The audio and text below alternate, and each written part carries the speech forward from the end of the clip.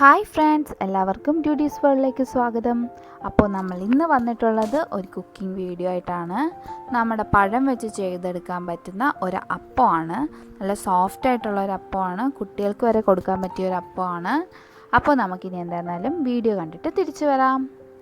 അപ്പോൾ ഇതിനായിട്ട് ആവശ്യമുള്ളത് ഒരു നേന്ത്രപ്പഴം എടുക്കുക, ചെറുപഴം ആയാലും മതി, പിന്നെ കുറച്ച് ഗോതമ്പ് മാവ്, പിന്നെ കുറച്ച് ഗ്രേറ്റ് ചെയ്ത ശർക്കര അല്ലാന്നുണ്ടെങ്കിൽ പഞ്ചസാര, അത് നിങ്ങളുടെ ഇഷ്ടത്തിനനുസരിച്ച് എടുക്കാം, പിന്നെ കുറച്ച് ബേക്കിംഗ് പൗഡർ. അപ്പോൾ ആദ്യം നമുക്ക് പഴം ചെറുതായിട്ട് അരിഞ്ഞു കൊടുക്കാം.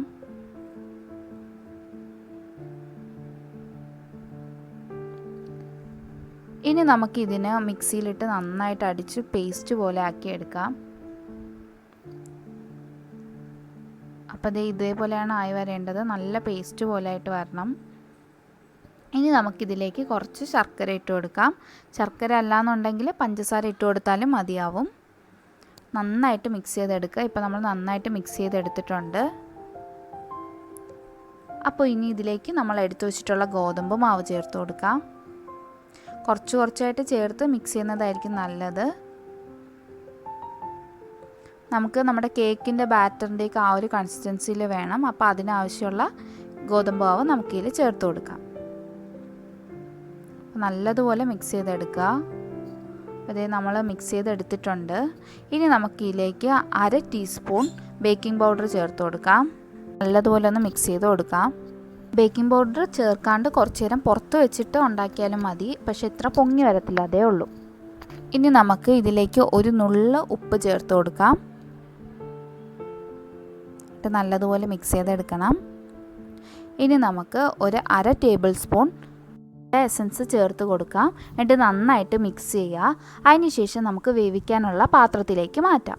അപ്പോൾ ഞങ്ങളിവിടെ എടുത്തിട്ടുള്ളത് ഗ്ലാസും പേപ്പർ കപ്പുമാണ്.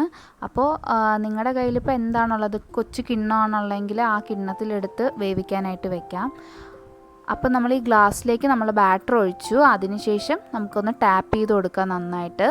ഒരിക്കലും അതിൻ്റെ മുകളിൽ വരെ നിറഞ്ഞിരിക്കാൻ പാടില്ല. ഒരു പകുതിക്കും മുക്കാലിനും ഇടയ്ക്ക് നിൽക്കത്തക്ക രീതിയിൽ ബാറ്റർ ഫില്ല് ചെയ്യണം. എന്നിട്ട് നന്നായിട്ട് ടാപ്പ് ചെയ്ത് കൊടുക്കണം. അപ്പോൾ നമ്മുടെ പേപ്പർ കപ്പിലും സെയിം അതുപോലെ ചെയ്യണം. അങ്ങനെ ഇപ്പോൾ നമ്മുടെ 3 ഗ്ലാസ്സിലും നിറച്ചിട്ടുണ്ട്.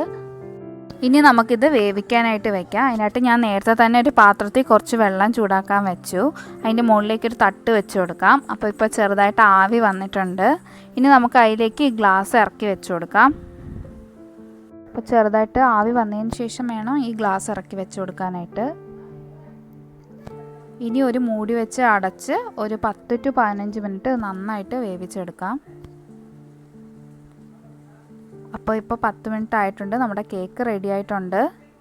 ഇതൊന്ന് തണുത്തതിന് ശേഷം നമുക്കിത് ഗ്ലാസ്സിൽ നിന്ന് ഇളക്കിയെടുക്കാം. അതിന് വേണ്ടി ഒരു സ്പൂൺ വല്ലതും ഉപയോഗിച്ച് സൈഡ് ഒന്ന് ഇളക്കി കൊടുക്കണം ആദ്യം. അതിനുശേഷം നമ്മുടെ കയ്യിലേക്കോ പാത്രത്തിലേക്കോ തട്ടിയാൽ മതി. ഇത് നമ്മുടെ അപ്പം ഇപ്പോൾ റെഡിയായി വന്നിട്ടുണ്ട്. അപ്പോൾ ഇനി നമുക്ക് അടുത്ത ഗ്ലാസ്സിലുള്ള അപ്പം കൂടി ഇളക്കി വെക്കാം.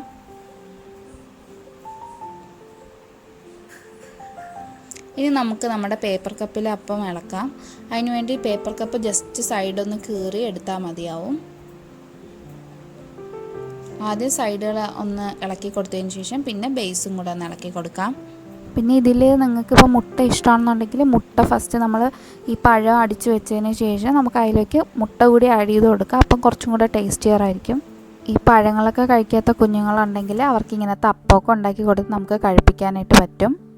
ഇനി ഈ അപ്പം ഒന്ന് മുറിച്ച് നോക്കാം. നല്ല സോഫ്റ്റായിട്ട് വന്നിട്ടുണ്ട്.